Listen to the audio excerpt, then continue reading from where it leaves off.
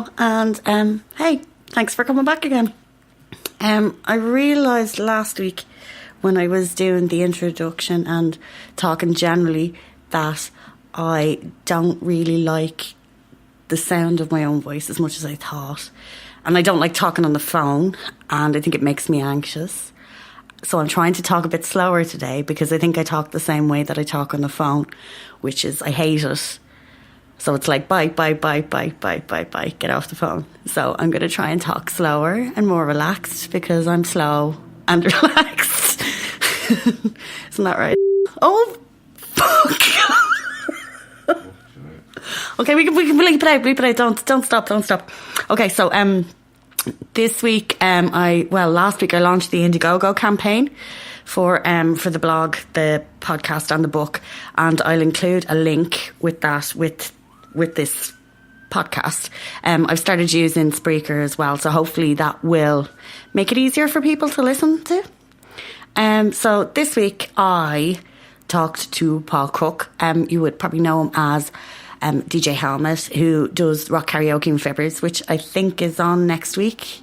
Anyway, yeah. It started off as a talk about music and progressed as pints were had into a talk about feminism and other such things, and introversion and extroversion.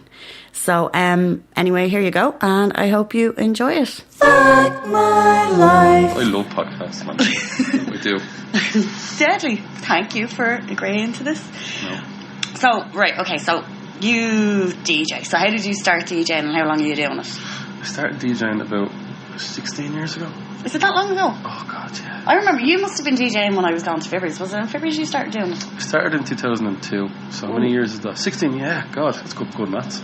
My friend used to DJ there, Mike, and he used to DJ there every weekend. And one time we just started a band. And he was like, well, I have to play a gig now, so we don't have a DJ. So do you want to DJ Fibber's? And I was like, I've never done it before. He's like, yeah, listen, it's really easy. And it is. Kind of. DJing kind of is easy. I'm not going to pretend it's like really hard. It depends on how good you want to get at it and how good you want to get with the crowd. But yeah, so I just did it and then I just loved it straight away. I think I DJed for like 3 months for free. Oh, you were doing it for free? Did you get paid pints and stuff? Oh yeah, you'd get like stuff like that. But then it was like, okay, this worked out. Do you want to do more? I was like, yeah, this is really easy and I'll do any job that's easy. And pays okay. That's the dream, isn't it? Yeah, it is, yeah. It's living the dream. Like I want to do the least amount of work. Yeah. But it's something that's alright for the maximum amount of money. Yeah, I don't do anything manual labour remotely. Well, you want to have soft hands. Yes.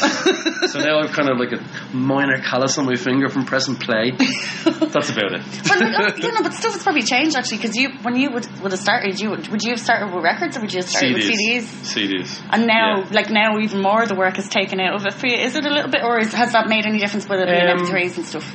No, because I have my own little mixer, so like, I'm still using a laptop, but I have my own little mixer, which is just kind of condensed decks, basically.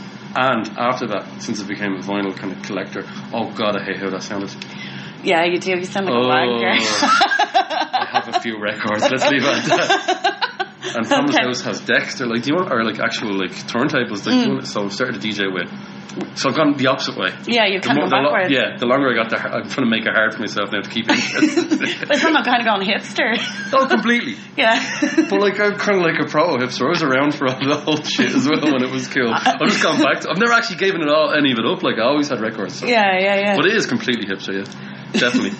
But so it hasn't made it easier kind of doing the MP3 stuff? It's definitely easier on my back. Yeah. I suppose you'd have to bring less stuff with you. Yeah, exactly. And you have to kind of, especially with records, you have to pick maybe 20 records, maybe 50 if you have a box or like that. Yeah. You have to guess what you're going to guess. You have to kind of plan out what you're going to do. Yeah. With a laptop, you're like, I could literally play anything. And especially if you've got like the internet on your stuff, you can literally play anything at all. I know that kind of opens it up though. It does, so then you can't say, like, if someone wants you to play some shite song, you can't say, I don't have it. I just go, I don't have the internet's down. It's like, is that a lie? And I go, yeah. Does that happen a lot? Yeah, a lot. And people go, no, look, I got it on my phone. Can you plug my phone into this? I'm like, I'm not plugging your phone into this. Yeah, no. Why not? I don't want it. What are like the top, I'd say there's probably a lot of irritating things that happen when you're a DJ. What are like the top few 4 or 5 things. Asking for a band while they're playing is a massive one. And I know that a lot of people are asking because they heard, like, if I played David Bowie and they went, oh, I love David Bowie, but this isn't the song I would have asked for. They run up and go, can you play Ash? I'm like, well, yeah, but David Bowie's playing right now. And they're like, no, I know. I'm like, well, I can play it like in about 2 hours time. No, can you play it next? I'm like, no, because then people think they're at David Bowie night. But then the worst is if people don't know that the band is playing. Like, this is AC/DC. Like, they only really? know one specific song by them, and you're like, why are you even asking? But it's the same people that'll come back and go, you didn't play AC/DC. I'm like, I did. Like, I didn't hear Thunderstruck. Like, I didn't play Thunderstruck. Well, can you play Thunderstruck? I was like, why didn't you just ask for it in the first place? It's the only song you know. No, Back in Black as well. Oh, so we play that? No, it's too commercial. Like, oh, Jesus Christ. So that's one thing. Yes. What other things happen? It's my birthday. I'm like, I don't care. I just don't care if it's your birthday. Just ask for a song. They want to give a spiel. They want to, like, it's my birthday and I've had a kind of rough time lately. I broke up with my wife. I was like, why are you giving me all of this information? Yeah. Just ask for the song and I'll play it. It's that simple. You don't have to give me all the spiel. Now that's kind of a bit rude, like, but some people are kind of real grindy about what they tell you about what they want the songs and stuff like that. I'm like, yeah, that's brilliant.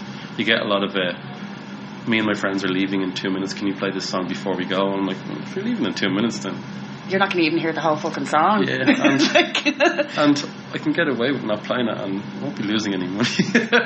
Well, like presumably you're sober as well when you're working and people progressively get drunk. That's a strange presumption. Am I wrong? No, most of the time I would be, yeah. No, sober, yeah. Just because when it becomes a 2 or 3 nights a week, you couldn't drink on all of them. Yeah, and you'd be in rag orgy then as well. Like, and then I mean, obviously you've to set up and like you've got equipment. Yeah, do you know what I mean? Setting up is hard, and if you're drunk while you're packing down, you'll forget all your cables. Yeah.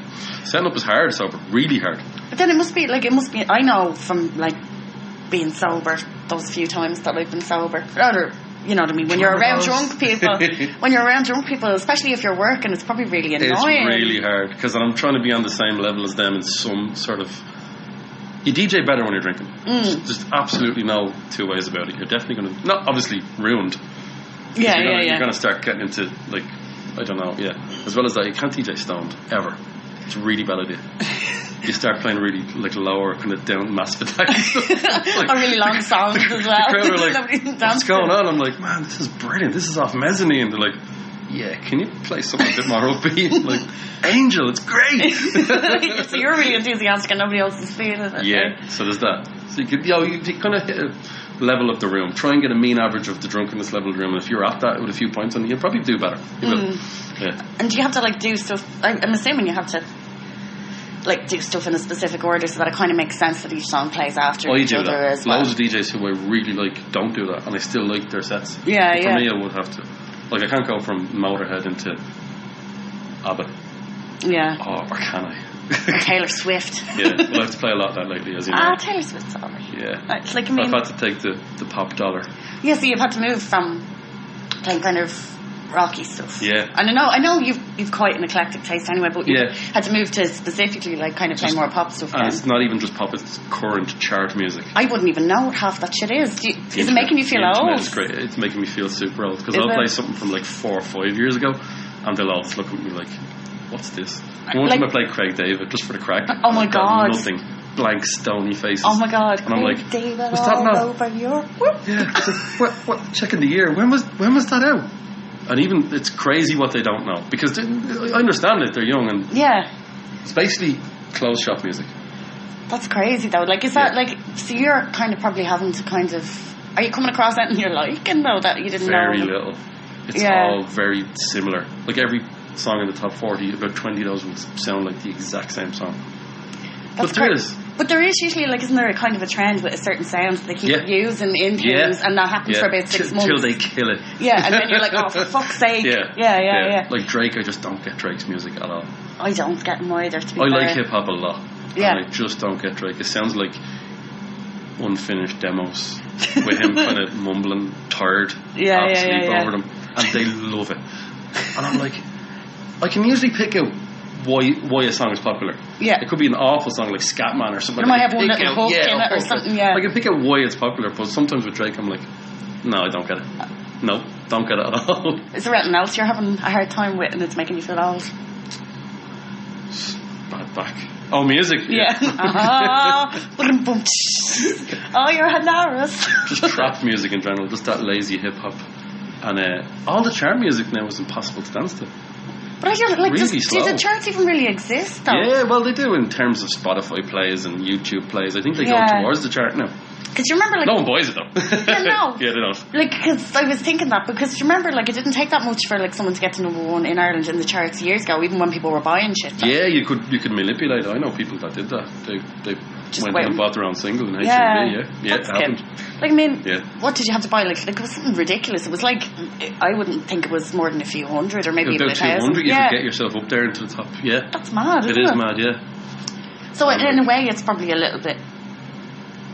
Like kind of fairer now maybe because it is actually people playing it. Exactly, yeah I think so, unless they leave their Spotify list on the same song repeated over and over. I'm sure they have a way of knowing that that's not real.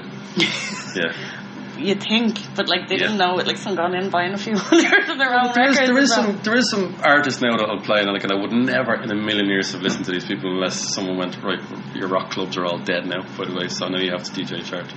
Like Dua Lipa's alright.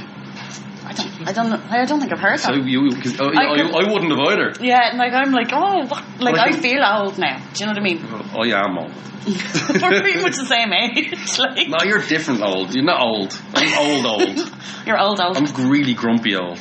Decrepit. Oh, come on. This whole thing is based on me being kind of cranky, like, but I can't because it's not the people I like. You see, there's two types of cranky people. There's funny cranky people and there's not funny cranky. People who are not funny when they're cranky. Nobody likes to be around cranky people who are not funny. But you can get a good laugh out of people who are funny about it. Yeah, well, you're cranky DJ, that's good, isn't it? They're all cranky. Are they? DJs are arseholes. Oh. Yeah. You go remember their...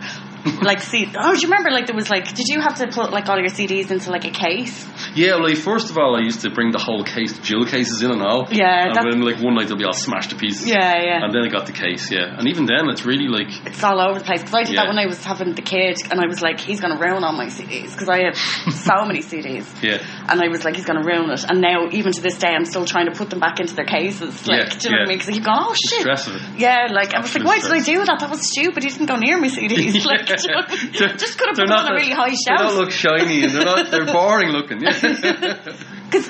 And actually, you know what the like a whole physical move of music to like digital now. Yeah.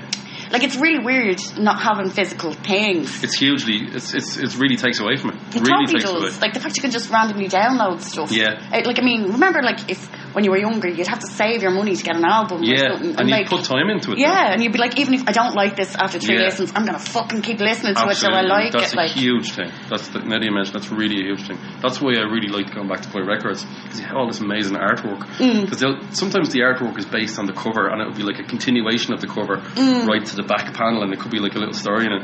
You download something. I don't know that. It's throwaway. Like you listen to it once and I don't like it and it doesn't have value, and then the band isn't getting anything out of it. Like I still try and make a point of buying stuff by bands that I like. Yeah. Even if it's a digital copy of it, like or whatever. Well, it makes a difference. But you remember, and like you'd sit down and like the lyrics would be inside the album. That's great. And you'd be sitting there and you'd know all the fucking words to everything. Like, but they'd have mad like inlays with like gold print and all, like really cool like photography and artwork. It's all kind of gone now. And I remember actually specifically, I think it was specifically Nirvana Unplugged, the paper in that album smelled different, and I loved the smell of that it's crazy. paper. It was crazy, and I was like, oh my Sometimes God. you get a feel for they'd be mad like kind of like old paper feel off some of the stuff. It's mad, like, and I think that's probably why I know words. Like I know words to random songs, but I think it's all from that training from being small and sitting there and going, oh. This is really interesting, especially with Nirvana. Like, I can't understand some of the words he says half the time. No, you if you didn't read them, you'd be like, what's wrong with him? Like, I thought he was saying something totally different. So music's kind of like, great music is still out there if you go searching for it. That's actually was something. Oh, sorry. You're preempting me. This is brilliant. It's an organic flow. But because like a lot of people, particularly people, they'd still probably be a little bit like maybe older than us, but I don't like people saying that there's no good music anymore. Yeah, I can understand why they're saying it. It's not true. It's a bit lazy though, isn't it? It's, you see, like us, they would have kind of been at their musical sponge era around the 90s where everything was coming in, but that was because grunge was so big and alternative music, it was everywhere. It was on MTV. We had a whole station for when it was good. So it was just constantly being shot at you from every angle. It was on the radio. If music shops would have it on the front shelf. It was so big. It was easy. All it is now is not as easy. Okay, it's not as good.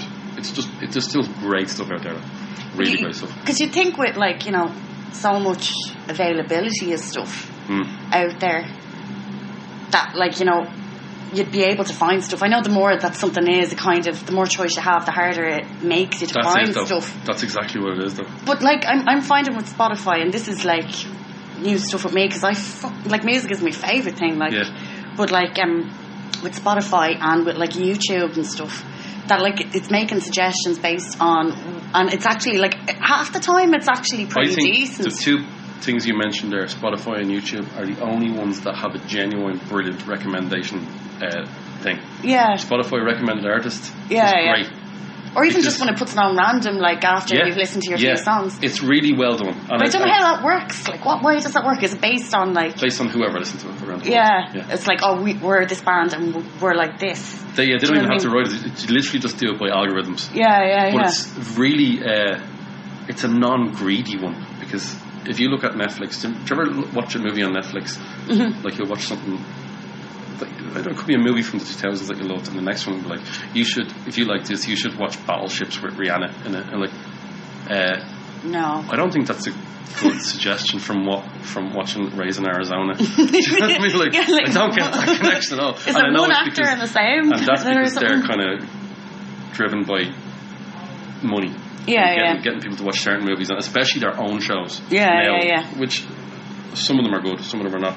But I don't think Spotify has any benefit for them to recommend something that, because they all pay the same amount to get on Spotify. And they all, like, Spotify. Do they get royalties from Spotify? I thought people got some form of royalties. They will, but what I'm saying is, it doesn't matter to really Spotify who listens to what. I don't think, because the more people listen to something, they'll have to give more money. But it also means more people are listening to Spotify, so they're getting ad revenue and stuff like that. It doesn't matter to them. I don't think someone could tell me that's absolute bullshit. They'll break down the whole thing. But it kind of seems a bit freer then. Do you know what I mean in that respect? And YouTube are the same. They kind of I think they just get whatever they get. So their recommendations, they're trying to actually get you to stay on it. And really, genuinely, YouTube's ones are probably better than Spotify. I found 50-50 to be honest, because based on, like, because I have a lot of saved playlists and stuff, and I think that's probably obviously they band artists. That'll help them. I found so many good things recently, like, and it mightn't be necessarily new stuff. It might be albums that were released like 10 years ago. Like, it's still, I'd say, like, the last 2 years, there's not really much that I'm coming across. I'm not saying it isn't there. No, it does. It slows down and comes back again. But that, you click on a recommended artist that you might not have given a lot of time to, and what it'll do is the first 5 songs will be, they'll try and balance between the latest album and then the most listened to tracks.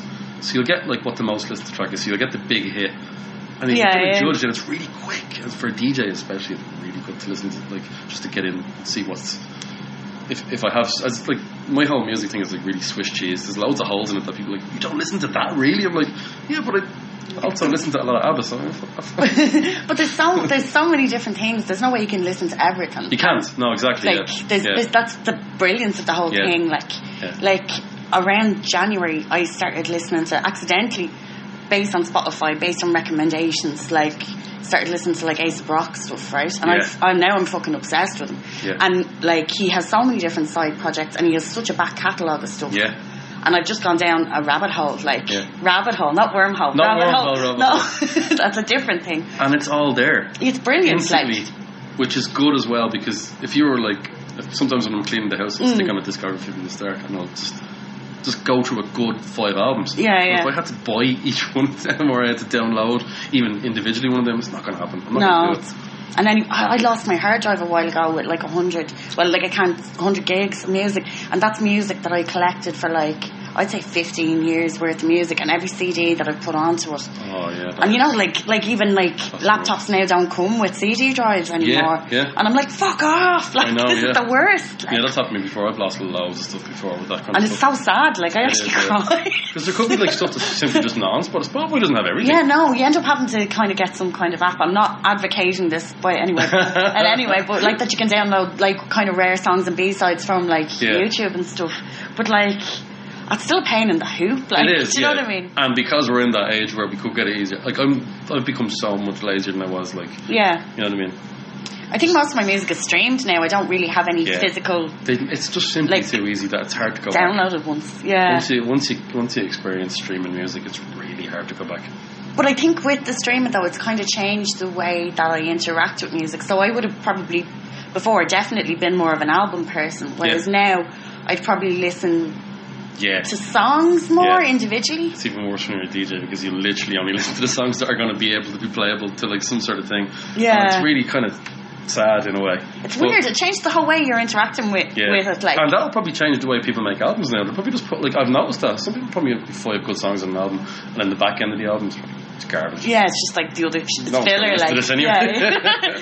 We only want the singles on it. Like, we'll push them forward. Yeah, are there any songs actually, as being a DJ, that have been fucking killed for you? Like that you've played so many times that are just so overplayed that you hate them now? The classic one is 9 Inch Nails Closer. It was requested so much that you'd have to play it 2 or 3 times a night. Back in it, now it's still popular, but it would be one of those ones that would just kill you. And Bodies by Drowning Pool. Oh. No matter how many times you tell people, I'm going to play it later when the crowd are here. No, play it now and later. I'm like, whatever, grand, I'll play it now. And it's just those songs. Yeah, the thing about 9 Inch Nails Closer is because I stopped playing it for so long, I went back and listened to the Downward Spiral and I didn't skip it. Yeah, no, because it's a fucking great song. It's a brilliant album. Yeah, it's unreal, and the song is brilliant. So that took away from every kind of rock DJ in Fibers. They were all like bemoaning Closer. But it is a phenomenal song, and the reason that it gets requested so long is because it's a phenomenal song. Yeah, because it's a bit rude. It's a bit rude. It's a bit rude. It has a theme. I think the album has kind of a theme, though. To be fair, that's a pretty dirty heroin album. and riding. What more is there to want in an album? Like, what more? Misery, depression. It's got all the best stuff in it to make a great album. Trent Reznor is great. I think generally, like in my head anyway, artists that kind of that do the most different kinds of things. Like, I mean, obviously he's got like the Atticus stuff as well, and he does like soundtracks that have the most fingers in the most pies. Yeah, they're just workaholics. Yeah, but they're brilliant though. Yeah, they're brilliant. And I mean, there's no way you can do that much shit and like not be good at your shit. You know what I mean? Yeah. And he does soundtrack work like really. Yeah. No, it's deadly. Like, he's kind of like him and Mike Patton. Mike Patton is fucking crazy workaholic though. I don't know how he even has like relationships with people or I don't family think or he anything. does. Yeah, just like how do you put that many different projects out? It's insane. Like, he mustn't be able to sleep at night. I imagine, like, obviously he makes quite feral noises and stuff, but like at night time, that's what's going on in his brain, thinking about the next. And then there's touring. I know, the touring, which is way more like time consuming. And there's like the voices in Transformers for like some of the what was the game? Was it Left 4 Dead or something? He did the voice in Darkness. And he did some zombie voices. He did the voice, I think, in he did something like that. Yeah, I think it was Left 4 Dead. Growl. I love that growl. Yeah, that's brilliant. Yeah, and when you see him doing that live as well, it's don't even talk to me about that because I didn't get to see them and I was very sad. Right. He did it recently when I was over in Belgium. He does that scream and it puts shivers down everybody's spine. Oh no, he's amazing. Like, I was thinking specifically, I think the time that I remember the most that I loved his kind of foulness is like the Judgment Night soundtrack. Yeah. Oh my god, I was like, and he was only a baby then, and I was like, oh my god, that's amazing. Fate No More are my favourite band of all time. Fate No More are pretty good. Actually, here, go on, give us the top 5 albums. There you go. This is too hard. Right. Okay. Oh, it's very hard. I should have been prepared for this kind of question. You should have been. You can't be prepared for this question. Off the top of your head. Nobody will judge you. Right, so I'll go with Angel Dust by Fate No More. Because okay. I like anything that... Basically, if someone asks you what your favourite album is and you can't figure out what to do, just pick your Desert Island discs. Yeah. Ones that you don't think you're going to get bored of if you had to be stuck on a desert island or whatever like that, I suppose is the way I would do it. So Angel Dust has loads of different types of music going on in it. It's got like a Commodore's cover and then it has like really aggressive, almost hardcore music on it as well. That's one of them. The Cure Disintegration, because it's just one of the best and most miserable albums of all time. It is a brilliant album. Jane's Addiction, Ritual, Dilla Habitual has loads of punk and metal and tender moments on it. Tender. Ooh. Oh shit! Like a gentle lover. Yeah, like a not that gentle though. No, kind of. You thought it was gentle, but afterwards you're like, that wasn't that gentle. That wasn't consensual. That was consensual, but it's never good unless you feel a bit bad about it. It's the guilt afterwards. Whatever. I don't want to go on a picnic after. It wasn't that good. Jesus. Oh, this is tough. I'd have to say Unknown Pleasures by Joy Division as well. I love miserable albums that are unashamedly miserable. A little bit of a theme with the misery there, yeah. Because I don't feel sad when I listen to miserable music. Yeah, you're like, no, that's a relatable thing. Yeah, because I might already feel miserable. I just know, and people say about the Smiths as well, they're such a miserable band. People don't get that sense of humour. It's really dark, kind of funny sense of humour and that stuff. I can't handle the Smiths. I think it's just because I can see why. No, it's just, Marcy's a prick, and also he needs to blow his nose or something. It's like he has like a really bad cold. And it's like, just blow your fucking nose, Marcy. Yeah. Also, stop talking to the press. Yeah, just nowadays, stop talking. Did you hear did you read any of his erotica? It's ridiculous. Or like his sex scene, it was the most unsexy. It made my vagina dry up. I'm trying to remember the quote that he called an erection. He described it as, oh god, this is hard to even say, a bulbous salutation. That's when I stopped reading the book. I read that, I was like, no. Were you trying to read the whole book? No, I read passages of that and I was going to go back and I was like... That's worse than 50 Shades of Grey. Yeah, no. Shit, like... Sorry, I'm getting them mixed up with his autobiography, which is almost as wanky, but in a different way. No, but in the erotica thing, I read passages of that and I couldn't do any more. It's disgusting. No, I'm sorry. He's an asexual writing a sex book. Yeah. So all he's got that kind of figures then, doesn't it? Yeah, really, like it's like he just what he thinks. To be fair, he made me asexual for the rest of the day anyway.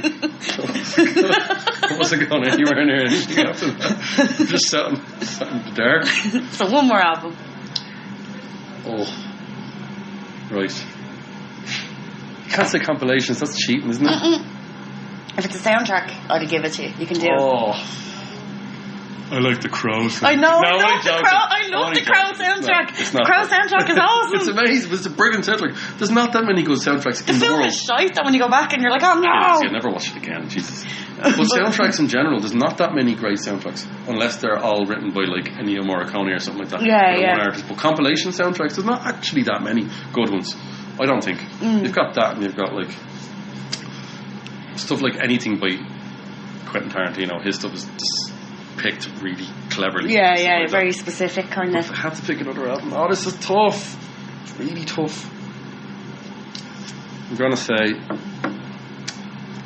Cast of Thousands by Elbow. Okay. I know Elbow, but I don't know Elbow super well. I remember playing Elbow on Guitar Hero 3 and quite enjoying playing Elbow. Yeah. Oh, I loved Guitar Hero 3. It was the best thing. It's the closest thing I've ever gotten to playing an instrument. Yeah. They shouldn't be in my top 5, but... No, they're really good though. Yeah, but they were really... They still are, but they went really mainstreamy poppy, and that just sounds so pretentious. It does. I like their early work. But I do love their early work because it was really dark, a lot darker. But it wasn't their first album. Their first album was super dark. And then the one after that, sometimes people's second album's the best when they kind of get out of this phase they were and they start to branch out. And so that one, the lyrics are just incredible. They're just really... They don't sound like they're written by a lead singer. They sound like they're written by like your friend or something. Oh God, that sounds even worse. No, it doesn't really though. I know what you mean. They're just really relatable and they're not written with any kind of pretentiousness at all. And they're really just... it's really hard to describe the lyrics of that album. They're really good. The music's brilliant as well. It's fantastic. Isn't it hard talking without feeling like a pretentious wanker? Like, you know what I mean? I feel like I am a pretentious wanker, so it's really hard for me as well. Really hard. I think I could do my top albums real quick. So do it. I get King for a Day by Fate No More is actually it's my Siamese dream. Oh no, that's my fifth one. Yeah. Oh, I forgot that. White Pony, Deftones. I fucking love White Pony so much. And then I was going to stick the Crow soundtrack. And then I was actually going to pick, Aftertaste by Helmet. Oh, that's a great album. Yeah, they're that's a good one. Yeah, that's a really good album. So two of your ones are now in my one again. Yeah, so that sounds really two of mine. Yeah. Two of your ones are now in my one. I know, I'd have to like. That's a Morrissey quote from it. That's his erotic. Two of your ones are now in my like one. this, no. It's like this because he never knows. I cannot believe I didn't put Siamese Dream. Like, this is why I was waiting for you to say that because I kind of had a feeling that would be there. That's a perfect album. That's up there in my top 2, let alone 5. You know when someone puts you on the spot and you're like, I can't think very quickly. My brain works. I know, really yeah. slowly. And even now I'm like, oh shit, I could have swapped another one around for that. Like, I'm like, oh, I do love the Crow soundtrack, but I know there's better albums. Yeah, no, the Crow section is. And then I'm like, oh fuck, The Slip. I love The Slip by 9 Inch Nails. Like, I think that's my favourite 9 Inch Nails album. Yeah, I love The Slip. Yeah. And like, that's 2008, and I totally had stopped listening to 9 Inch Nails for ages, and then I went back to it, and I was like, oh, and then I kind of found an album 2 or 3 years after it came out, and it was like a little birthday present to myself or something. I thought there was going to be difficult questions about like social issues. That's way harder than any social issue question or any kind of like the battle of the sexes questions or anything. That was way harder than any of them. No, because you know where you stand on them. It's like trying to fit things in and prioritise stuff. It's like trying to pick like which of your children you'd save in a fire. Yeah. Do you know what I mean? You can only save one of them. Yeah. The one who you think is going to make the most money. That's not the right way. The one you love the most, but you're supposed to love them all the same. Sure. Yeah. Do you know what I mean? Sophie's choice. Oh man, this is actually going really easy. I thought this might, well, not that it'd be difficult, but like, I kind of like. You're getting me talk about music. I know, I like doing it. Like when you were younger, did you take songs off the radio? Yes, and I made compilations for my friends. That's why I was a DJ. That's why it kind of came to me. Yeah, I did. And but I used to. I might as well just say it. Just talk. I wasn't really a rocker up until the time I was about maybe 10 or 12. I started listening to alternative stuff. I used to be mad into techno and rave and just bullshitty techno and rave. But there's no harm in being eclectic. That was Do you know what I mean? That was my, like, I didn't really have any friends that were into that stuff, so I used to listen to like Ultrasonic and Westbam and all like everyone German. loved Ultrasonic around their age. Yeah, though, you know what I mean? But waiting up to tape that stuff on the radio was deadly. It was really cool, and you'd tape it and you'd have your own copy of it then, like, because this is probably before it came out as well. Yeah. Remember, 2 weeks or something used to be before the tape would come out when you'd hear it on the radio. You used to wait a while, like, which is really bad business if you think about it. The whole tape thing was really inefficient, though. Yeah. It was like super inefficient. Yeah. Like, and they'd have ads, little kind of DJ shoot in just before. They do that deliberately, and I remember this fucking wanker. Because they're trying ads onto your mixtape. Like, you're not supposed to be a mixtape. Because all my shit, like from all the compilations that I made, would have been like a lot of really cheesy 80s stuff, like. And I have a fucking mad thing for 80s stuff, and I don't. I mightn't hear a song for like 20 years, and I'd hear it. And it'd come up randomly somewhere, and I'd know all the words, and I was like, and I was like, because I had a shoebox of tapes with like all compilation, like, and like there'd be lots of ads and shit stuck on it as well, like. Well, like, I think my top 5 and your top 5 wouldn't tell anybody how much you loved the 80s, because 80s music was mostly singles. Yeah, it was. So you won't get albums out there. So like, like, I love Depeche Mode, but Violators are only really like, and songs for Fate and Devotion would be only like, and even then. There's certain bands that you can't put in your top 5 albums because they're just, you put them in top 5 bands maybe, but they're just spread over a different thing. Because they'd be very inconsistent albums. And cheesy 80s is made up of not mostly, but predominantly one-hit wonders. Or people that you might buy like a greatest hits album by. Yeah. Like, I mean, I love Tears for Fears, but like... I love them, but exactly, they're spread across the whole catalogue. Totally. I've done that, I've gone back to listen to Tears for Fears and like, they're broken up. Songs for the Big Chair is very cool, but it's not that absolute album you have to have by them, you know, because it's missing so much stuff off it. So 80s was all about singles, just singles. Totally, and I mightn't even remember necessarily the name of the person who sang the song, but I'd be like, oh geez, now I go and look it up because it's Google or I have Shazam or whatever. Shazam is amazing. Shazam is great, and then it says all the things and you're like, now I know all these songs. Shazam was weird for me as a DJ because I used to like when someone would come and go, what's the name of this song? It's really good, and I'd have like a slight conversation with them about it. I'd be like, oh, I didn't know this was this. Now I just see a little blue symbol down in the bottom of the dance floor and I don't get to talk to the person about it. And you're like, I'm excited about the song, please someone come up and talk. Despite the fact I just said I hate talking to people about music. I know, you're a walking contradiction. Like. Sure. speaking of walk contradictions, I don't like when people walk behind me fast, and I don't like when I can't walk in front of someone fast. That just lets me know I'm a mean person. You know when you're walking in front of someone just really slow? Yeah. But I also don't like people walking up my arse. Oh, but, yeah, no, walk around me. So that's but also, walking contradiction is literal when it comes to me. But if someone's walking really slow in front of you, this is completely going off. But like if someone's walking really slow in front of you and they're blocking up your otherwise you'd walk around them if they weren't blocking up the thoroughfare. That's different. Yeah. It makes you go crazy. But people walking up my arse as well. Yeah. Anyway, that's when you said walking contradiction, I was like, I'm thinking of Green Day. Green Day. Oh, that's a strange band.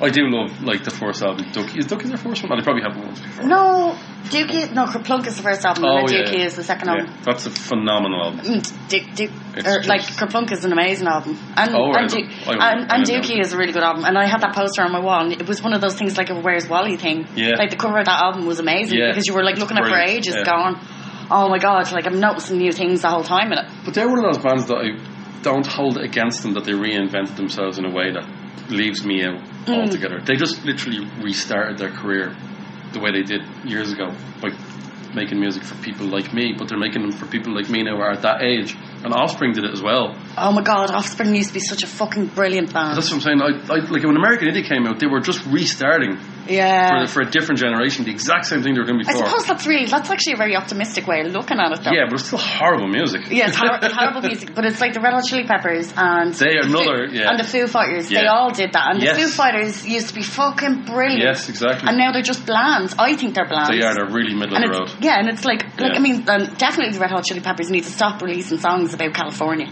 Like how many different songs about? I don't care. I know you're from California. Just I get sing it. About California now. Do you know what I mean? They have a song that just the lyrics are only California for 7 minutes, and the song is called California, and it's off the album California. Yeah, we get it, man. We get it. We know where you're from. But I think, is it like they must be all like pushing 50 now? Yeah. Someone told me their last album was good, and I just to the point where I just didn't believe it, so I didn't bother checking it. So I might check it out.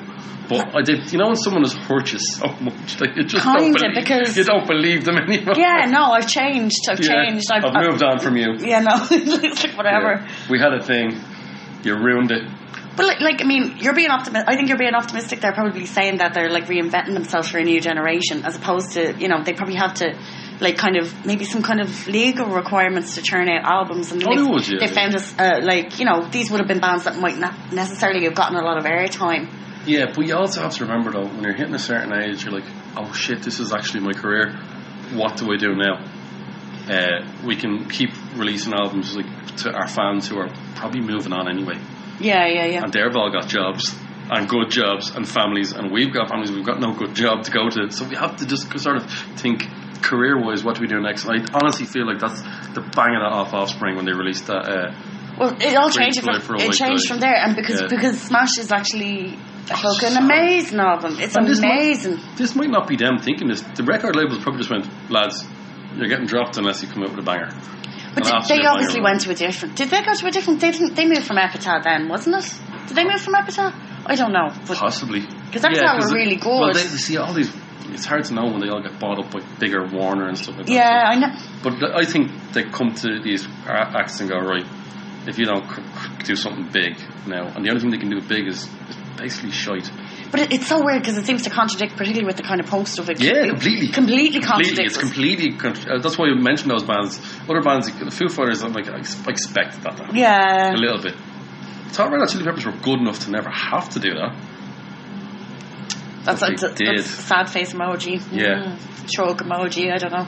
There's loads of bands that have really made me look like a dickhead, and Coldplay are the biggest one of them. And their fourth album came out. It was a brilliant album. And Travis were good though. Yeah, but that's what I'm saying. But Fran Healy is cool. Like, he's actually a nice person. Yeah, he seems like a nice person. He's presenting himself as a nice person anyway. No, he seems pretty cool, but like... He hasn't come out in the Me Too, or he hasn't kicked a dog or anything yet, No, probably he's not. Still fine. So many bands are ruined because of that for me. And people go, just listen to the body of work. I'm like, no. I can't do that. I can't separate the artist. Except if oh my god, are we going to open this now? Oh, I can't separate the artist from their products. I can't because they ruin stuff. Sometimes I can if I'm trying to be selfish. It's basically being selfish if you don't.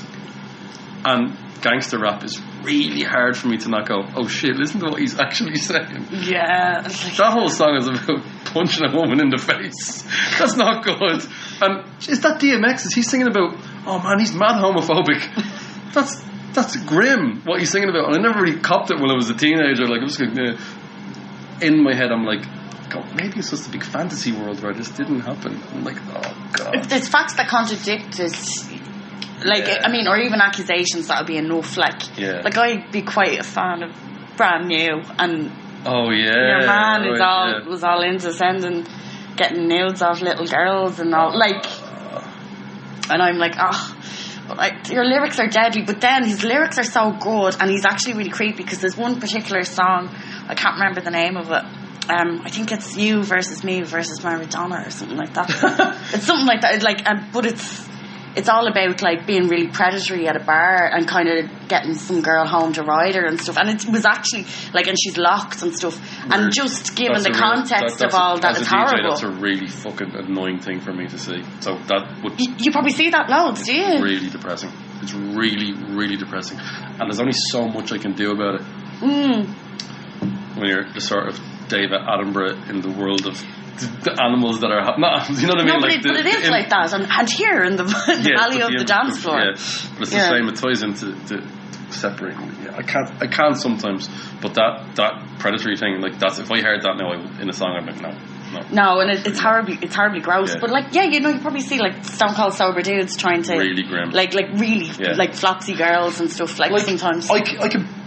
I'm trying to figure out what I can and can't. I've done stuff about it before, stopped it to a certain extent, but the creeps I can't who creep around the floor, just throwing as much of themselves around till someone lands, is the most annoying thing. Because not only is it really grim, it fucking fucks up the dance floor. Not for me, I don't really care. If people can't dance and enjoy themselves, and you know the people I'm talking about, you know them, they're like, you see them and you like, I kind of fuck, I made eye contact. They go in their own and all. They completely go in their own. And these guys are walking around the floor and they're just.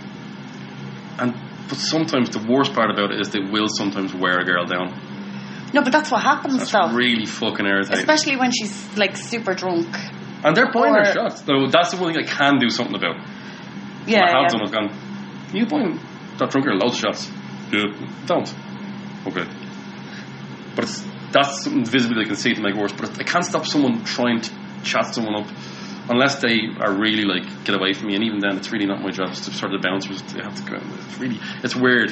The older I get, especially, I'm like, this is annoying. It definitely as a sober person, it's probably a really weird thing to watch. And I mean, you probably don't know what point you can really step in. It's really hard to know when I'm sort of getting into the, I wouldn't say the food chain, but the infrastructure of what's happening around and the kind of, because nightlife is like that kind of animal kingdom and stuff like that. There is people like that. I don't know what point I can interject. If two people are super locked and all that, that's fine. It's just I always find it weird. About that. Yeah, there's the sober people that I'm like, that's weird. It is weird because there's a weird power dynamic and there's a weird kind of. There's a huge consensual thing as well. If someone's buying someone drinks when they're really drunk, I have to probably say something. Yeah. Or else I'll send one of the lads down. And particularly if, like, you probably see the same faces over and over again, so you know that they're notable creeps, like, do you know what I mean? And the worst ones are the ones that don't step over the line enough to bar them. They just do enough to not. That's pure sneak. They know, these people they know exactly what they're doing. That's pure predator, though, isn't it? But I see people, like, kind of dancing with people and they're like, no, not tonight. And they'll go away and they'll come back again. But there's people who'll get worn down and drunker as the night goes on, and they'll end up with them that night. I'm like, maybe they did want that, fine, but I feel like really that person didn't get a chance to say, they didn't have their initial barrier respected at all, and they kept coming back and like that. And I know this guy's not that drunk at all. He's not doing the same amount of shots and stuff like that. Also, that whole shot thing is weird. Don't buy people shots unless you know them. Yeah, no, don't. Weird. It's really creepy, isn't it? Yeah, it's also a slight contract. They think it's a contract. It's not a contract. No, buying a girl a drink is apparently a contract, which is why I never accept drinks. Yes, 100%. Like, I'd be like, no, buy me a fucking drink. Fucking anything in and everyone's like, well. oh, you big feminist. And I'm like, oh, fucking buy my drinks. Yeah. I don't owe you anything. Yeah, but that's a power move. That's a contract power move. Because I've heard from dudes before, oh, I bought you a drink. And it's like, no. Yeah. That doesn't mean nothing. Do you know what I mean? That shit absolutely does my fucking head in. And then they guilt the person afterwards. They go, oh, well, She's like, I didn't ask you to buy me a shot. What do you want me to do? Drink it. Drink a shot. Get more drunk. And I know why you're buying me this fucking shot. Yeah, no, because we're... Like, and there's a weird kind of thing as well, like, you're kind of a little bit scared, especially if... Yeah, there's this... What if you're worn down because you're drunk and you got separated from your friends or whatever, exactly, do you know what I mean? Or, like, yeah. You see, because I especially DJ on a big balcony, I've got this bird's eye view over everyone. You see some just... I've learned so much about people. Like, so much about people. I can read people really quickly now. I can read their emotions super quickly. That's why I'm kind of... Just from body language really far away. Body language I'm really good at reading now. For no other reason that I've been doing it so long now, I'm quiet in the corner and I'm bored and I'm just looking around me going, oh man, I can spot a fight way quicker happening. I can spot a fight happening like 5 minutes before it happens at least. Just one look across the room, like that's gonna kick off and you get the popcorn. But that's not some sort of super gift. You just get that intuition after a while. Would you consider yourself introverted or extroverted? Like, have you been in bands and stuff, and how does DJing compare to that? That's a good question. I think you were the first person I saw putting up a thing about introverted, extroverted. Yeah, no, I think I'm read everything split as down in middle. That was just my life. You have that social battery that some people... I wouldn't say anyone ever adds to my social battery when I'm out. I don't think anyone can ever give... Oh, no, you can. They give you a bit more energy. Your best friends can give you energy, but some people can absolutely just shred your battery in a minute. Yeah. And it's grim because then you're really physically tired after it. Yeah. And I don't know what that is, and as well as that, So sometimes I can go out there with a few drinks with me and talk to random people about whatever, and then other times I just don't know what to say to them, and I'm just really quiet, and I'm like, so yeah, I get that a lot as well. But does the DJ thing kind of make it different than being in a band, because you're kind of...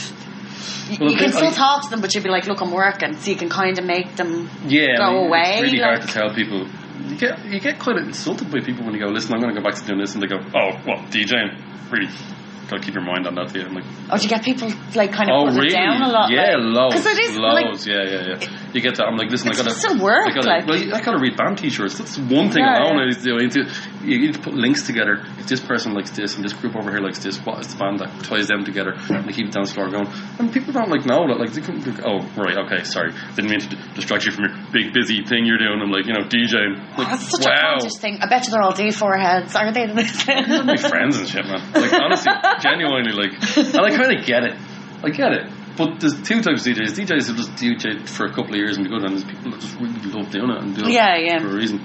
So yeah, you do get that kind of rudeness. What was the question again? The question was like being like kind of introverted or extroverted. Yes. And DJing is a perfect job for that. Yeah, like it's perfect. Kind of, you can kind of go back into your little cave. And bands as well. I'm in bands as well, like that as well. But I haven't played a gig now in a long time. Going to be probably doing gigs. That feels... I think the band thing seems a bit more kind of vulnerable, though. Do you know what I mean? You're a lot more exposed. Yeah. And you're exposed, and everybody's focusing on you. Yeah. That's lot why more. It's really weird that I started a karaoke night. And the karaoke night is fucking deadly. But that's weird. People keep saying to me, like, that is weird that you did that. I'm like, it is weird. It's really weird because I talk on the microphone all the time. I think the last 3 years I've gone for my birthday to karaoke because I'm like, karaoke! And people have to go, you have to go! Yeah. But people have said to me before, like, what's that like? I'm like, it's really stressful. I have to set up all the cables and I have to do everything on my own. They're like, yeah, but like, you have to talk on the microphone in front of people. I'm like, that's actually what I'm stressed about. Yeah, that's it. That's really stressful. But talk on the microphone. But you get stressed out doing that. Really, really stressed. Because you know everybody that goes wants to go to it. Like, no, do you know it's grand, but that's the most stressful thing I do in my life, is that night. How come you decided to do that? I did it a few years ago once when I just put up some... When I finally started doing my laptop, I was like, oh, what else can I do? Can I play videos? Yeah. And I remember put up just... a karaoke track and the whole crowd was singing along. I was like, just do this every week, one or two songs. It's a really good idea. Like, it's but then I was like, actually give them down a microphone, have one person do it. Yeah. Snowballed into that thing. Yeah. But me getting up and singing is a different thing altogether. It's really nerve-wracking, and you know that. It's really... I know. Yeah, really, the last time was horrible. Well, that was a whole bottle of books. I can't look at anyone doing that. I'm just like looking around me. I'm like, I think what fucked me up is that I saw someone in the audience last time that was looking directly, and like usually I couldn't see people because I was blinded or I had my eyes closed. Yeah. And I looked directly into somebody's eyes that I knew, and I was like, no, that's a gone. And the thing about it is, like, I don't know if you're like me, but my brain is constantly talking to me. Yeah. Just constantly yapping. Yeah. I shouldn't have to listen to myself when I'm up singing, so I will do that thing. I'll clock someone and I go, oh man, I haven't seen them in years. Oh shit, I know that they like this band. Oh fuck man, what if they don't like this? I'm like, I'm doing something. I'm in the middle of doing something. Why are you worrying about this bullshit? Yeah. That's me though. And that comes back to the introvert. My brain is constantly talking to me. It's constantly screaming, and at night it's really hard to sleep sometimes. Do you know that? Like, I think it's like is it the Myers-Briggs test or something? I actually got split down the fucking middle, introvert and extrovert, between the two of them. Give that a go. Yeah, no, I think you did do it, and I think we got the same thing. Right. I think we actually got the same thing, but like it was like 49% introvert or 49% introvert and 51% extrovert, and I mean that could probably change based on the day. Like, but I need to be on my own loads. Like, yeah. But the gas thing is, if someone said to me, like, which will stress you out more, a family event or an event with people you don't know, I'd be like, same. Weird. Maybe not as much family, no. But, I mean, like, I still would guess, that's how introverted I can become. I'd still get stressed out at a family event sometimes. With people, you know. And even though my cousins are all like yeah. But if I haven't seen them in a week, my brain will start going, not a month, or a few months, my brain will start going, you haven't seen her in months, man. They must have think you fucking just rude, you know, I'm not going over and visiting. That's how my brain's constantly thinking, and anxiety goes up. But if it's with people I don't know that well, you're kind of like, fuck this, I can walk in here, I'm like a cowboy. Exactly, you can be whoever the fuck you want to be, realistically. Like, I think you kind of build stuff up in your head about expectations and stuff. Yeah. And like, I mean, there's no point in fucking... And it's paranoia. Oh no, completely. I'm a paranoid fucking I'm mad paranoid. Yeah, no. Yeah. No, as much as great I am at reading people, sometimes I read people completely wrong. Still, after all these years, but I think it's like even like a kind of subtle defensiveness, because you're kind of expecting something bad all the time. Yeah. Do you know what I mean? Yeah. Like, and you don't. And it probably comes down to not having as much confidence in yourself as you should have. That you think that you will or have done or definitely will do something stupid or say something stupid in this next hour. But you see, I think my social skills are kind of okay, but I'm crap at small talk. I can't even do that. I'll walk up to someone and I'll say something crazy. Like a person I know, the first thing I said to them, and like they're a good person, but like I used to work in a place where there was a high turnover of staff, so I didn't want to emotionally invest in anybody. Yeah, I get that. Yeah. Literally, the first thing I said to them when I sat down beside them was like, I just had a terrible shite, because I just wanted to see what would happen, and I didn't want to say, oh, the weather, blah blah blah, and then we were friends. But if they reacted well to that, you probably got a friend for life. Yeah, do you know what I mean? I was like, I can't. It's a good gamble. Yeah, yeah. And either way, I got a laugh because I pissed someone off with something stupid. Like, do you know what I mean? But yeah, no, I couldn't be fucked. Like, I can't do that. Like. And actually, if I was, I like smoking areas now. Like, obviously, because I smoke. Yeah. But I prefer to be out in the smoking area. And in the smoking area, I kind of, in my head, think, well, the people that actually want to talk to me will come over to me. Exactly, yeah. Because I'm not going to be, like, I have to find somewhere with a wall, because I can't, like, I have to be against a wall somewhere. And that's grand, because I can't have people behind me, because that freaks me out. And, like, then like people will come over, so I know I'm not annoying someone, because I feel like I'm annoying someone going over. It's not like me thinking I'm deadly and people will come to me. You're right. It's like I don't want to annoy people. It's weird you mentioned that. I don't actually go over to people anymore. No, you don't go over to people. I don't actually. I didn't realise I didn't, but I don't. Talk to you, come over, like. Yeah. I think that's my laziness now as a DJ. So many people will come over and talk to me, and when I'm in the smoking area, I wouldn't smoke that much or whatever like that. Or drink. Yeah, I never realised that till right now. I don't go over to people ever. No, like, ever. There you go. Jesus Christ. So that's an introvert thing as well. It's just, you're right though. That's a kind of little mini contract. It was okay to talk to you because you wanted to come over and talk to me. Yeah, but I'm not going to do small talk, and you know that. The worst is when you like meet someone from school or something like that. Even people who you know are amazing, great people, and you're just like, so what are you up to now? I'm just like, I'm just still DJing. They're like, alright, cool. And if there's a breath of a silence in there where nothing is said, my brain will automatically just shut down and be like quiet, and I'm like, oh god, there was an awkward gap there, and then I'm just like really awkward, and that makes them awkward even though they're not awkward people. They're normal people, and they're looking at you going, why is he awkward? Why is he awkward? Yeah. Just like, I can't shut my brain up to go, what are you going to say next? What are you going to say to me? You're my brain, you tell me what to say next. Why are you asking me what to say? I should say something really quick because it's getting real awkward real quick. My brain says shit like that to me, I swear. The inner monologue. Peep Show is like incredible. I know, Peep Show is brilliant. Finally someone made a show that I can completely relate to, the inner monologue. So that was a long time to not talk. Yes, someone should say something. And then you talk to yourself in your head more about it, and then it builds it up even more to the extent that the next word you say is probably something like, it's not even a word. My brain is a dickhead.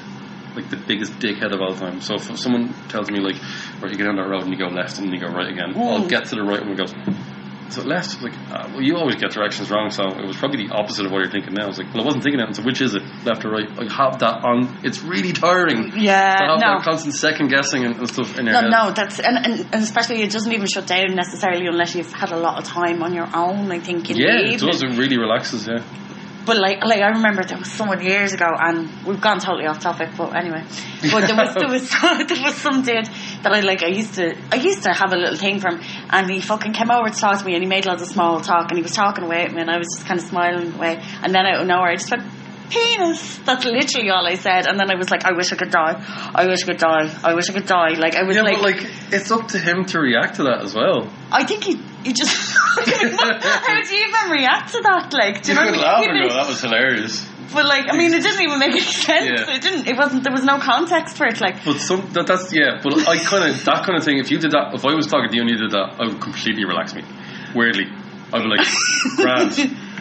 All right. Does weird stuff like that. Says weird stuff like that as well. Yeah. Yeah. Yeah, I get that sometimes because it's better to say something than nothing. No. The tumbleweed thing is fucking crazy. Like. Yeah. So I'm gonna bring it a little bit back to topic now. You should. Yeah, sorry about that. No, you're fine. This is good. But with like you have to like obviously do promotion and there's other elements involved to that. So do you want to tell me a bit about that goes completely against my personality as well. I hate promoting stuff. I just don't like bigging up anything before it's ever happened or taking any kind of. I hate telling people what is coming and this is going to be great. It just sounds wrong to me. But I promote the karaoke night, the heavy metal karaoke night. Yeah. Heavy metal night. In Fibbers, and it's very good. It's alright. It's grand. It's just a job. It's very good. It's very good. And then whatever rock nights because they are. If you're a promoter, it's good money. So I get to sit at home basically on the computer. I do have to talk to people, but I don't have to be out getting up because I'm not really a 9-to-5 person. It's not good at it. So I can promote and I have to keep my eye on who's interacting and I know how much money I'm going to bring in for my rent by the end of it. So no, so you wouldn't know because indicated. But like I mean, Facebook's like people saying they're going. It's usually like it's not super accurate, but it's accurate enough, is it? Some things are, some things aren't. But this it's okay. It's like how much that sounds like. Yeah. Why aren't you recording? Yeah. We just went for a piss. We both had to go for a piss there. It was good. Yeah. Well, I enjoyed mine anyway. I enjoyed my pee too. It was in the dark. Mine was in the dark. Was yours in the dark? Yeah. Well, I had the luxury of the light coming in from outside, so I kind of got a slither. And my toilet roll fell in behind the jacks and I was trying to find it in the dark. I nearly did a scream. I found it. Just to clarify. I don't have generally pants or anything.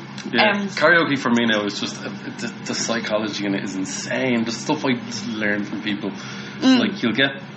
And these are people who've been coming into like my rock clubs or whatever like that for years like that, and these are people who genuinely would maybe come in their own, not talk to many people. They're getting up like super introverts, super shy people. Introverts. We wouldn't expect it to. Yeah. And they get off stage and people are patting them on the back and going, that was amazing, and they're making new little friends and all that, and they're just coming in with those people again next week, and I'm like, this is a weird night. It's really weird. It's good though. It's quite a niche thing because karaoke's a niche anyway. But then let alone this kind of thing. And people are like, I never thought I'd sing this song as a karaoke song. Do you know what I mean? The people who, when they sign up, go, by the way, I'm a really, really good singer. You're like, cool, excellent. They never ever are. The people who think they're great are never great. Yeah. So it has an X factor thing about it. Some people are tone deaf and they don't know and they've got very polite friends. You know what I mean? How do you get that far? But like, I mean, I suppose it's not like they're going on to X Factor. I suppose it's like just a book thing and everyone's like, I kind of subtly insult or slag people jokingly if I think they can take it. Yeah. Enough, you know, I'll make it come go, well, we're never getting that 3 minutes back and stuff like that. You know, stuff like that. If I know them well enough to take it. That's such a bollocks thing. Sometimes I've slightly stepped over with people I don't know that well and they've gone, that was really insulting, man. You shouldn't have said this. Okay, sorry. And I will apologise. I'm sorry. Like, up again next week. I won't say it like that again. But I have to have that kind of. I have to create a whole new persona for that on stage. The hosting thing. It's not me at all. It's really not me at all. But I have to do it. It doesn't seem that far removed from you. It seems a little bit more But just the idea of doing it is I don't. It's weird. I don't like loads of people. If you feel like that, yeah. I don't like loads of people looking at me. But you're still kind of hidden in a way. Yeah. So I have and the focus of it is somebody else. Exactly. So I'm really only introducing them. Like I'm Matthew from Stars in Their Eyes. Yeah. Nobody wants to hear Matthew singing. Nobody does. Well, I did. I know. We've sang together, I believe. Yeah, but sometimes I've enough drink in me. I'm going, I'm doing it. And I was off my head. And I think I sang all the bits. And I remember, it was Midlife Crisis or something. I'm Beck Loser. That's your other one. Yeah, that's my other Great song. It is a good song. But I remember I think there was 2 parts to that, and I just sang all the parts because I was off my tits. And I think I remember you kind of in my ear, kind of going on your microphone, kind of going, okay, so this is the way we're doing it now. And I was like, whatever. That's it though. I want people to come and just do whatever. Yeah. But it's those people who I never expected to have an incredible voice or incredible presence. It's not like a regular night. It's not like that. Those people would go out and they wouldn't have any focus on them or whatever like that. I'm not saying anything bad about these people, just introverts. It's like I would be sometimes. But they feel so strongly about a song or something. Do you know what I mean? Get up and they'd be like fucking singing their hearts out because this is their fucking song. Do you know what I mean? Like incredible singers, incredible, and I'm like just absolutely dumbfounded. Like I haven't heard this guy or girl talk more than 4 words in my life. And I've seen them every week, and they're really super quiet. And they get up there and they do that song. I'm like, holy shit! And I love that. I just absolutely love it. But it's brilliant because it means that, it's all about sharing a passion. And even if necessarily that song isn't a song that you feel very strongly about, like you can appreciate someone feeling that strongly about a song that they know is fucking perfect. Do you know what I mean? Just to feed off that energy is incredible. There's been people who sang songs I don't like in their voice. I don't like that version of it. I'm like, listen, I'm not going to lie to you, I don't like Queen. We'll get onto that later. But the way you did it, like, was I really liked that version, and then I realised I'm talking too much on the microphone, just introduce the next person.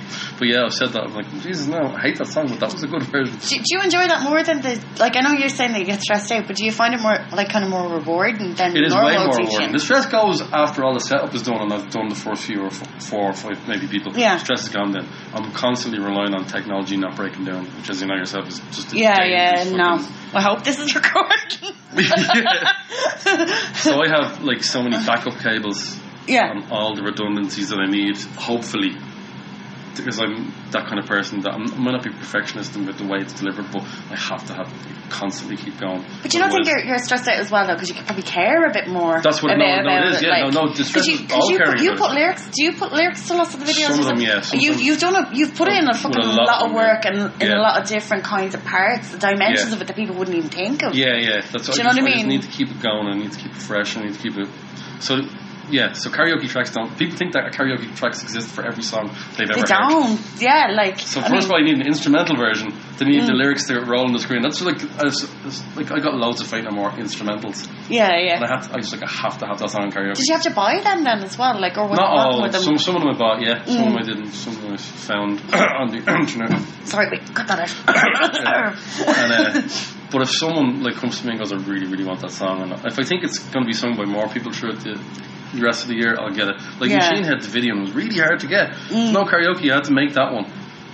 Because people were asking me for years to get that. And now nobody has sung it since I got it. I hate people. How many songs do you have? You must have loads. Because I remember looking at the list, and the list has expanded since then. Over 1,400. That's crazy. And how many of them did you have to put lyrics to yourself then? Maybe 100. Not that many. That's still a lot of work, though. I would have bought maybe another 200, maybe. That's still a lot of work, though. Yeah, I just love it. I don't want this night to ever end. No, because I know it's good money. It pays rent and stuff, and it pays stuff. But it's so weird. It is weird because, like you're saying, it gives people that are quieter kind of an opportunity to do something that make them feel really they'd be really proud of themselves afterwards. And well, you know so many movies you see that happening in the penultimate scene where someone quiet does something that you weren't expecting. Those are my favourite moments of movies. So I get to see that every week. Oh, that's awesome.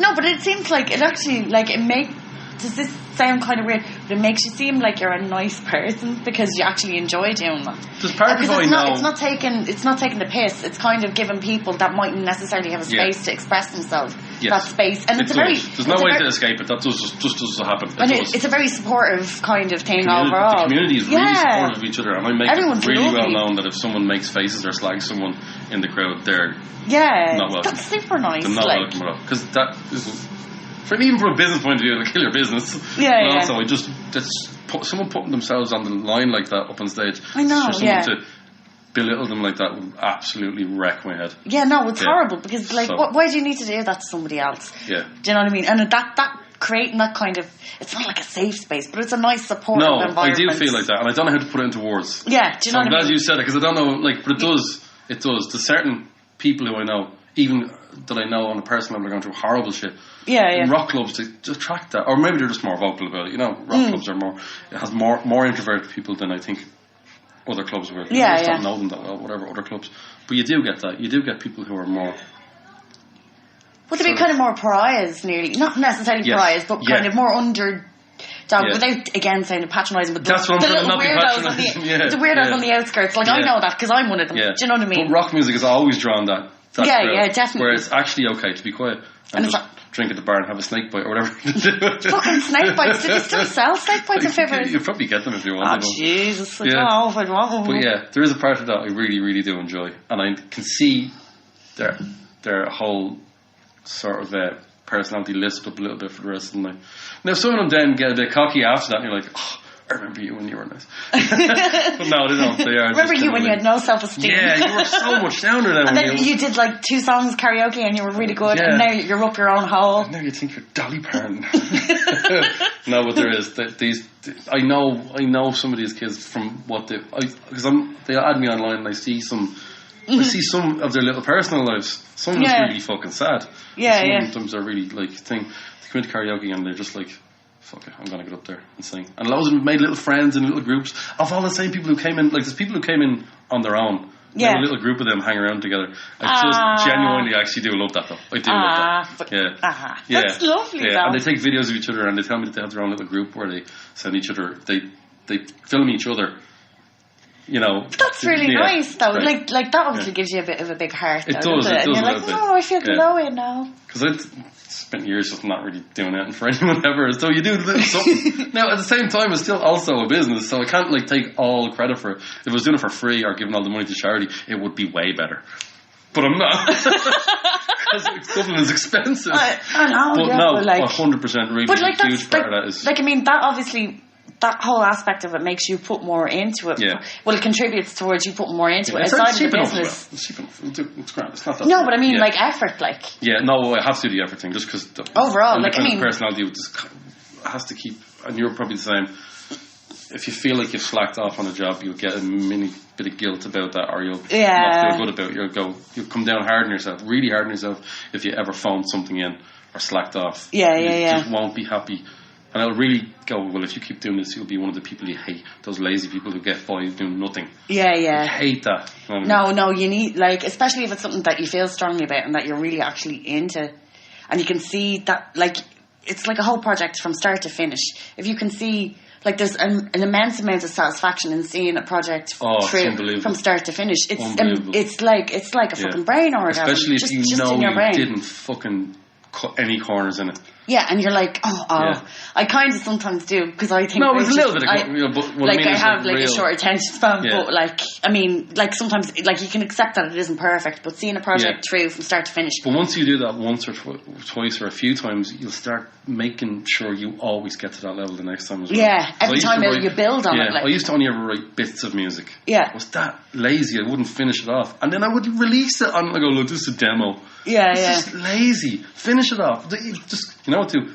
If you have to, take a day off it. Yeah. Come back to it with fresh ears and fresh eyes with any project and go give it the passion you had when you first thought about it. It's really hard. It's really hard to go back to something, I think. But the reward, like you said, is just...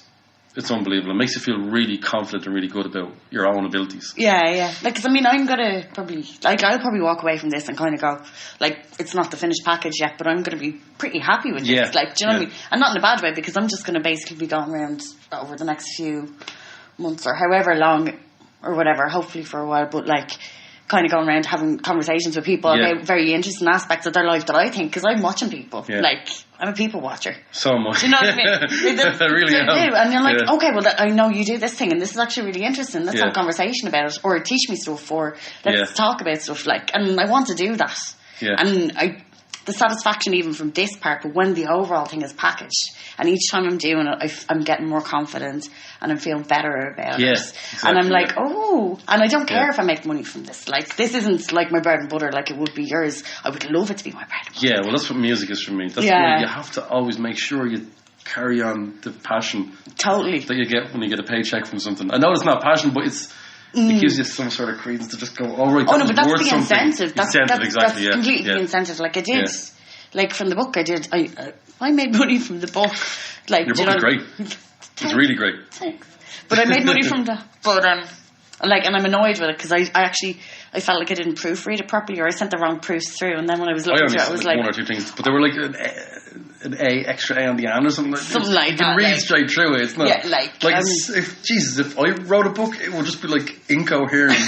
I would need to get it proofread by like 2 or 3 people. I didn't even proofread it though. Like, I tried to proofread it, but it was that's really impressive if you didn't get anyone to proofread it. Then fair play. Like, I thought I got someone to proofread it, but then I think I sent the wrong ones to the printing company anyway, like, whatever. But I've done that before as well. But like, I was posters. My head. Like, your posters are actually really good. Yeah, but I have like bad spelling. Well, so I've never noticed any bad spelling. if that's any. No, but they have to be proofread by like the guy who's paying me, so he tells me, what way did you spell April with a H? Oh yeah. I just mashed the face on my keyboard. Yeah. Well, actually, I just copy and pasted your email into it. So I remember actually, like, speaking of proofreading, when I was doing my degree, I ended up like being pregnant with Oscar or whatever. Yeah. And I fucking harassed like my supervisor for my thesis, right? I was harassing her, kind of going, look, I'm going to have a baby. Seriously, will you read my thesis early? And like, my thesis wasn't due until May or something, and I had it done in like November because I was bored because I couldn't do it. Yeah. So I was all pregnant. But like, the first time I gave her a draft, she was reading it and she just broke her shit laughing, like, and she was looking at it and she had this bit circled. So obviously there was shit going on in the background, and I was typing away, and in the middle of it, all it said was, shut the fuck up. I've done that. In the middle. The stuff from the outside comes into what you're writing. No, but that's what I was thinking about, other people talking. Oh, yeah. And it was like, obviously I was very hormonal and pregnant. It was like, shut the fuck up. Amazing. That's good. Oh, man. I'd love to be able to even fucking read more books, let alone actually write one. Jesus Christ. I'm terrible at reading. I get really... Unless it's... Because your one was broken up into chunks. That I love that. It was really go through it. It needs to be broken up, I think. Oh, yeah. I think people need things in little bites, and that's not patronising. No, I need that. I think my attention span. Like, I can only do certain things, like, in little bites as well. Do you know what I mean? Like, I can read stuff in like, but like, I don't read half as much as I used to read like 5 books a week, and I'm not even joking. Like, I was a speed reader, speed reader. I'd love to be. But not now, and I did that for like 3 years. But before that, you know, and after that, I'm kind of like, I'll wait till the film comes out. And the film would be shite, apart from Fight Club, which is the only one that's better than the actual book. Like, I just find myself reading the same 4 lines over and over again because my brain is shouting, just constantly shouting at me. It just never I understand. Like, it's nearly like, oh, shiny. Like, you could just struck me with a light. Yeah, if I employ that voice to read the thing, it works. Yeah. If I get him to go, right, give you a job. Is it the same accents, or is it like... My voice is slightly more... Is it Morgan Freeman? No, it's more villainous in my head. Yeah, it's more like... It's just slightly more...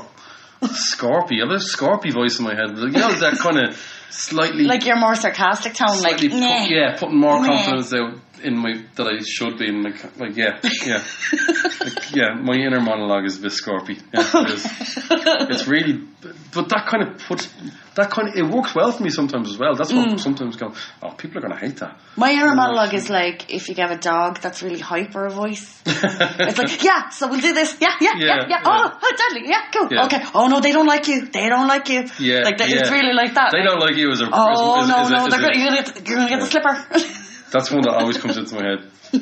This fucker does not like you. And you're like, does he not? No. And then he gets you fucking your back up and he might not like you. Jesus Christ.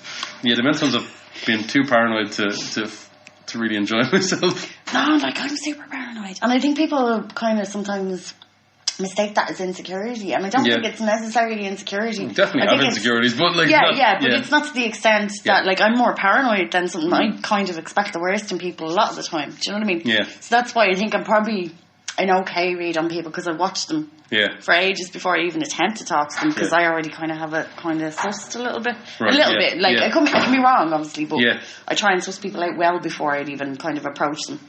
I get, you know, when you're at your best extrovert, your best. Yeah. Do you ever get, you're actually really sound?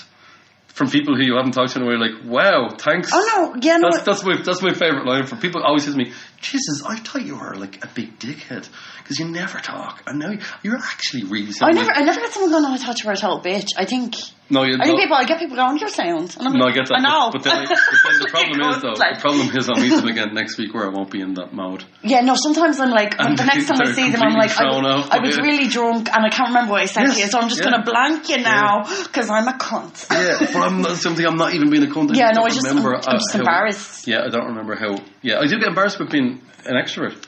I get that extrovert embarrassment. Yeah, this weird, like, kind of shame. Yeah, absolutely. It's fucking but it's always made real when someone goes, "Oh man, you were in great mood the other day. Yeah, okay today?" I'm like, "No, this is me. This is me." I get people, like, as well, like, when I'm, like, if I'm a bit drunk or something, and then the next day people were like, "You were so funny last night," and I'm like, "Okay." And then I get from someone else going, "You were so loud," and I'm like, actually, I want to implode into myself, because I don't actually feel like I'm a loud person. If I'm loud, I just got really excited about something and really, like, enthusiastic, and I don't want to be one of those loud people. I'm not a loud person, so I don't understand. And if I feel like I was that, especially if I'm doing something silly, go, "Oh, look, he's being silly," and I take a camera out, that camera's getting slapped out of there. Yeah, no, I don't want, unless I took the picture of myself, I don't want it going up on it. Not just that, but I get a weird thing if I'm really enjoying myself and I am coming out of a shell. Yeah. And I'm enjoying myself, and if someone takes a camera, like if I'm doing something silly, like everyone does something silly when they're drunk, they take a camera out, I just instantly shut back down again. Gone. No.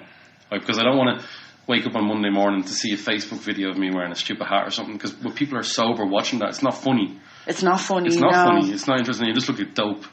And you might, like, I think you're being very judgmental there to a certain extent on yourself. You'd be like if I saw you, like, doing stuff at a hat, I'd be like, he's having a fucking good time. Like, I mean, maybe I don't completely get the joke. Maybe it's grand, but that's the thing. Like, you need to have full control over what goes out. I know, yeah. But that's what the blog thing, though. Like, it seems like it's oversharing, but I'm kind of controlling my own narrative. Yeah. Like, there's a vulnerability involved in it, but it's something that I know that if anybody gives me shit, I know I can handle the way I figure when I read your book or your blogs is if this is what you're telling, there's loads more not being told. Yeah. Yeah, I can tell that anyway. Yeah. That's good, though. I mean, but, like, it's kind of, there's a controlled element to it. Do you know what I mean? Yeah, there has to be. But, like, at the same time, like, no, come on, relate to me. I'm being slightly vulnerable to a fucking point. Yeah. Do you know what I mean? But I think the way you write is definitely helping people. I'm sure they've told you.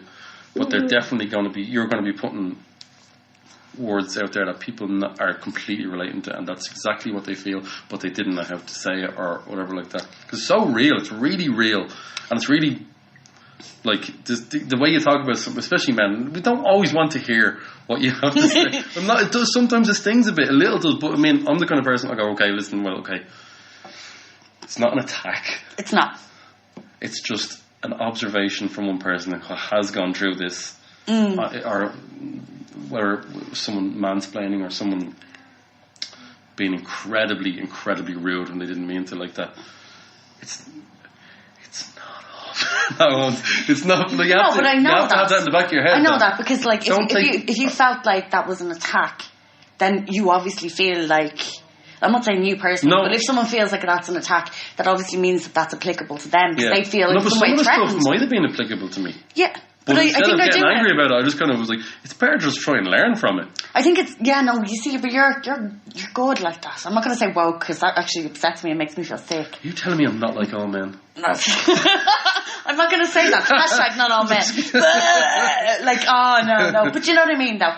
But you've got an acceptance and, like, you're not hostile or defensive about it. Do you know what I mean? Yeah, so you're kind of more open to it. I'm hostile and defensive about stupid shit. But you're walking into something there kind of going, no, okay, let's listen. Which is the way it should be. You don't actually have to write not all men on everything if you're a man. You can just go, it's technically, grammatically, a statement about men do this. Yeah. It's still, even on a grammatical level, correct.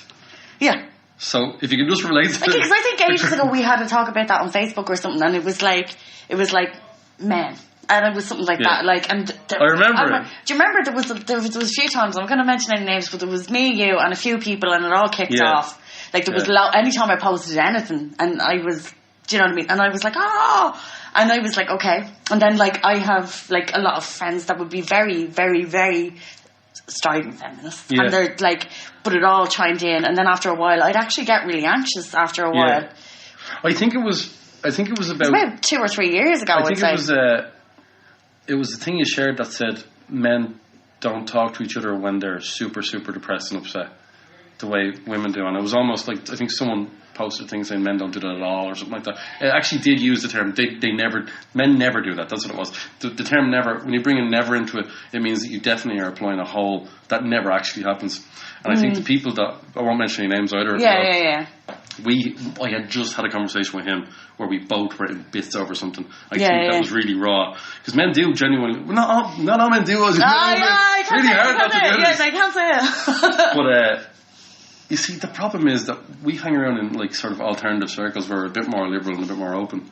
But like I would think generally, even in the experience, and 70% of my friends are dudes, and that's, I feel like a lot of the time as a girl that I'm friends with like dudes, and they kind of would, I'm not saying that I'm not giving out about any of these, I love it all, but they'd use me as emotional support because I can't talk to other dudes about stuff. Well, no, they would. No, you're right in the sense that it very rarely happens, but it would, like, I mean, I would think if you have a close group of blokes, based on my experience as a woman outside of that, and a person that might be leaned on, that you might be more of an exception. Yeah. Do you know what I mean? Yeah, and I think that we get hung up every now and then on generalizations. Yeah. Men do. We do. We get hung up on generalizations because we don't want...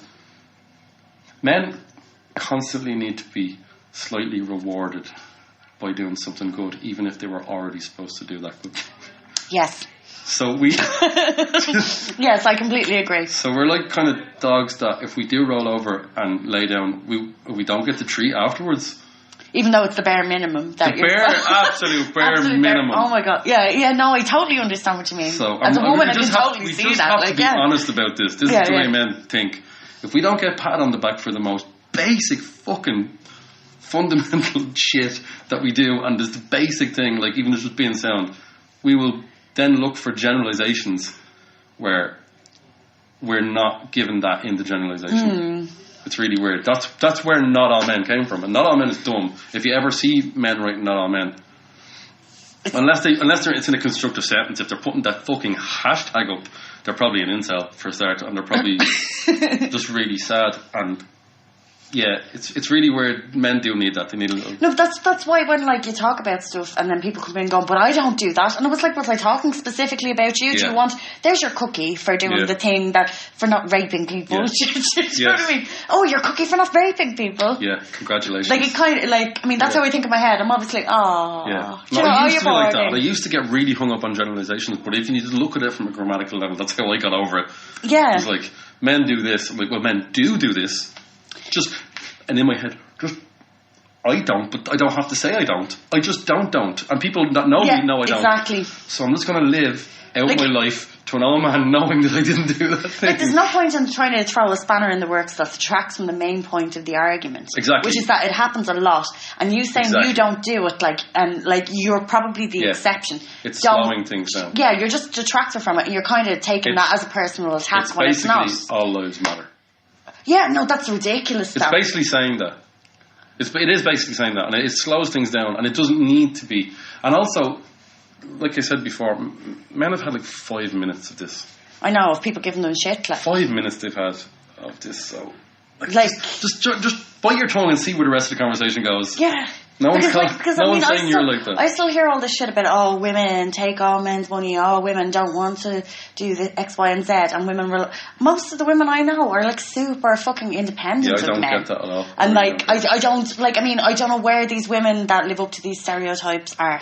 You see, this is what I'm terrified of. It's like talking about this alternative. And I scene mean, that it's we actually live in. the other thing is like the women that I would know that wouldn't necessarily be in the kind of more independent situation. Yeah. It's not like I'm not denigrating what they do and stuff, but like they'd be more the exception. Yet these stereotypes of women still.